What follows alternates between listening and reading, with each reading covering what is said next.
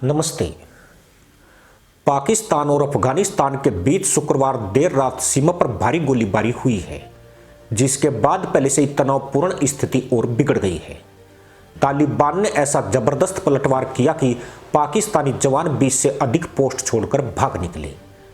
सीमा पर भीषण गोलीबारी अभी भी जारी है। यह दृश्य बताता है कि जिस पाकिस्तान ने दशकों तक अफगानिस्तान में आतंक की खेती की, आज उसी फसल के कांटे उसके सीने में धंस रहे हैं। सवाल उठता है, क्या यह सिर्फ एक सीमा झड़प है या भविष्य के बड़े भूकंप का शुरुआती कंपन? क्या तालिबान का पलटवार पाकिस्तान के लिए आने वाली बर्बादी की घंटी है? क्या इस बार इस्लामाबाद उस आग में जलने वाला है जिसे उसने कभी खुद जलाया था? और सबसे बड़ा सवाल, क्या अब भारत की भूमिका निभाने का वक्त आ गया है? यह जंग अचानक नहीं फूटी, बल्कि यह उसी वक्त तय हो गया था जब कतर में तालिबान और पाकिस्तान के बीच वार्ता विफल हो गई थी। वर्षों से पाकिस्तान अफगानिस्तान को अपने पिछवाड़े की प्रॉपर्टी की तरह इस्तेमाल करता रहा। कभी मुजाहिदीन, कभी तालिबान, कभी टीटीपी। पाकिस्तान सोचता रहा कि वह आतंकी समूह को नियंत्रित कर सकता है, लेकिन खेल वहीं बनता है जहां खिलाड़ी खुद मोहरा बन जाता है। तालिबान ने सत्ता हासिल की तो पाकिस्तान ने ताली बजाई। सोचा कि अब काबुल उसकी जेब में है, लेकिन तालिबान ने इस्लामाबाद की ओर ऐसे देखा जैसे कोई पुराना दास अब मालिक को पहचानने से इनकार करता हो। धीरे धीरे तनाव, सीमा विवाद, टीटीपी को शरण देने के आरोप, ड्रोन हमलों पर प्रतिशोध, और फिर वो रात जब गोलीबारी ने सारे भ्रम तोड़ दिए। 20 से अधिक पाकिस्तानी पोस्टें खाली होना छोटी बात नहीं। ये उन लोगों के लिए सदमा है जो अब तक यह मानते थे कि पाकिस्तानी सेना नो गो क्षेत्र है, मगर अब तालिबान ने यह साबित किया कि उनका क्षेत्र, उनकी सीमा और उनकी शक्ति पाकिस्तान से कहीं ज्यादा उग्र है। पाकिस्तान की सरकार अभी बयान लिख रही थी कि सीमा पर नियंत्रण है, लेकिन जमीन पर सच यह था कि पाक सैनिक पैरों से भाग रहे हैं और पीछे फटते बंकर सिर्फ धुआं छोड़ रहे हैं। खबरें कह रही हैं कि गोलियां अब भी थम नहीं रही है। रात खत्म हुई पर युद्ध की सुबह नहीं। आग और तेज हो चुकी है। अब सवाल है, आगे क्या होगा? क्या यह सिर्फ एक लड़ाई है या लंबा युद्ध? पाकिस्तान की हालत आर्थिक रूप से ध्वस्त, राजनीतिक रूप से टूटी और सैन्य रूप से थकी हुई है। वही तालिबान जिसे उसने कभी पाल पोसे रखा, अब उसी के सीने पर चढ़कर बर्ची चला रहा है। पाकिस्तान दो फ्रंट पर लड़ने की स्थिति में है। बलूचिस्तान जल रहा है, खैबर पख्तूनख्वा बमों से गूंज रहा है, तालिबान सीमा धकेल रहा है। IMF की सांसें पाकिस्तान की अर्थव्यवस्था का गला दबा रही है। ऐसे देश के पास युद्ध की कितनी क्षमता बची है? शायद उतनी ही जितनी एक मोमबत्ती के पास तूफान में। तालिबान भी वही है। शांति का शब्द उनकी किताब में उतना ही दुर्लभ जितना पाकिस्तान में सद्बुद्धि। काबुल अगर आक्रामक मोड में है तो वह सिर्फ बदला नहीं ले रहा, वह पाकिस्तान को उसी की भाषा में जवाब दे रहा है जिसमें पाकिस्तान वर्षों तक बोलता रहा। अब सोचिए, अगर यह लड़ाई लंबी चली तो टीटीपी और अफगान तालिबान मिलकर पाकिस्तान को अंदर और बाहर से घेर ले तो क्या पाकिस्तान दो तरफा युद्ध झेल सकता है? क्या इस्लामाबाद ऐसे परिदृश्य में टिकेगा? इस संभावना से पाकिस्तान ही नहीं बल्कि पूरी दुनिया कांप रही है, पर भारत नहीं। भारत देख रहा है, विश्लेषण कर रहा है और समझ रहा है कि यह इतिहास का मोड़ है। वही मोड़ जहां सही कदम भारत को आने वाले दशकों की श्रेष्ठ शक्ति बना सकता है। और इसी बिंदु पर आता है भारत का हित। आज पाकिस्तान जिस उथल पुथल में फंसा है, वह भारत के लिए रणनीतिक अवसर है। जैसा पाकिस्तान तुर्की और अजरबैजान की पीठ ठोककर आर्मेनिया को घेरने की कोशिश करता है, उसी तर्ज पर भारत को भी अफगानिस्तान के साथ खड़ा होना चाहिए। वह अफगानिस्तान जो तालिबान के नियंत्रण में है, फिर भी पाकिस्तान के लिए कांटा बन चुका है। भारत चाहे तो आर्थिक, मानवीय, रणनीतिक, लॉजिस्टिक और अंतर्राष्ट्रीय मंचों पर अफगानिस्तान का समर्थन कर सकता है। पाकिस्तान ने दशकों तक भारत विरोध का खेल खेला, कश्मीर में आतंक फैलाया, भारत को वैश्विक मंचों पर घेरने की कोशिश की। आज अगर भारत वही दवा उसी रोग पर इस्तेमाल करे तो दुनिया इसे संतुलन ही मानेगी। सोचिए, भारत अफगानिस्तान को वैसी खुली या तटस्थ सहायता दे जो तुर्की और पाकिस्तान ने अजरबैजान को दी थी।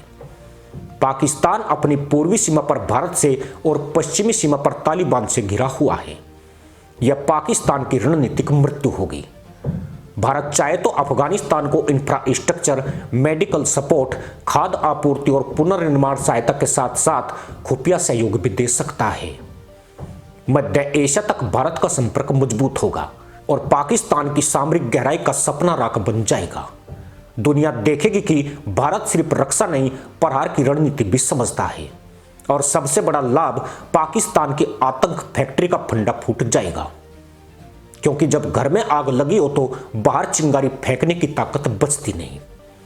पाकिस्तान जानता है कि भारत इस संघर्ष में एक शब्द भी बोल दे तो संतुलन डगमगा जाएगा। एक अनौपचारिक मानवीय समर्थन, एक आर्थिक लाइन, एक बुनियादी पैकेज, और अफगानिस्तान को लगेगा कि अब वह पाकिस्तान को अकेले घेर नहीं बल्कि बराबरी से टक्कर दे सकता है। भारत अभी शांत है, पर यह शांति रणनीतिक हो सकती है। युद्ध कभी सिर्फ बंदूकों से नहीं जीता जाता। कई लड़ाइयां चाय की मेज पर और फाइलों के बीच जीती जाती है। भविष्य की तस्वीर और भी खतरनाक है।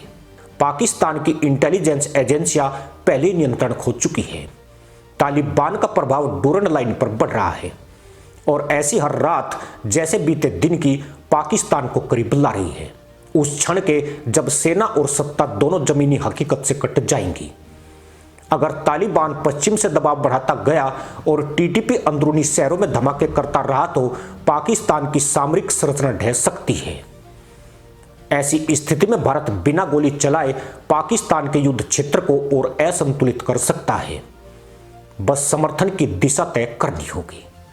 अफगानिस्तान को ईंधन, खाद्य, दवाइयां, तकनीकी संसाधन या वैश्विक मंचों पर कूटनीतिक बैकिंग, इनमें से कोई भी कदम पाकिस्तान के खिलाफ भूचाल लाएगा।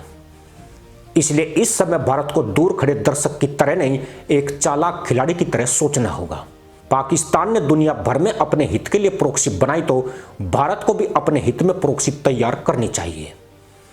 अफगानिस्तान भारत के लिए वही कार्ड बन सकता है जो काराबाख युद्ध में पाकिस्तान तुर्की के हाथ में अजरबैजान था।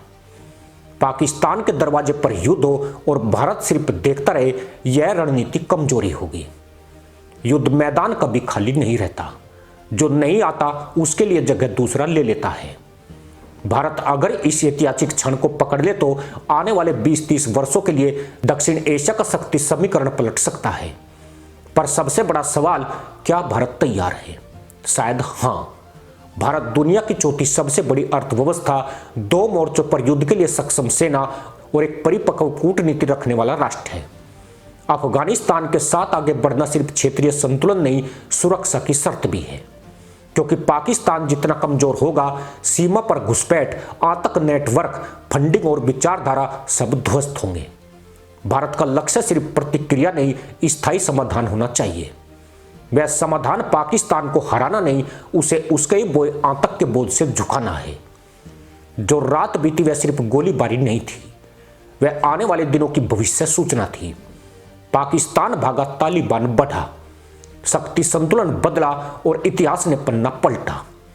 अब अगला पृष्ठ कौन लिखेगा, पाकिस्तान, तालिबान या भारत? इसका निर्धारण कूटनीति और रणनीति से होगा। और अगर भारत ने सही समय पर साहस के साथ फैसला लिया तो वह दिन दूर नहीं जब पाकिस्तान सिर्फ नक्शे का नाम रह जाए और भारत इस पूरे भू क्षेत्र का निर्णायक धुरी। आग भड़क चुकी है। अब हवा किस दिशा से चलती है यह तय करेगा कि कल की सुबह किसके लिए सूरज उगेगा और किसके लिए धुएं में डूबेगा।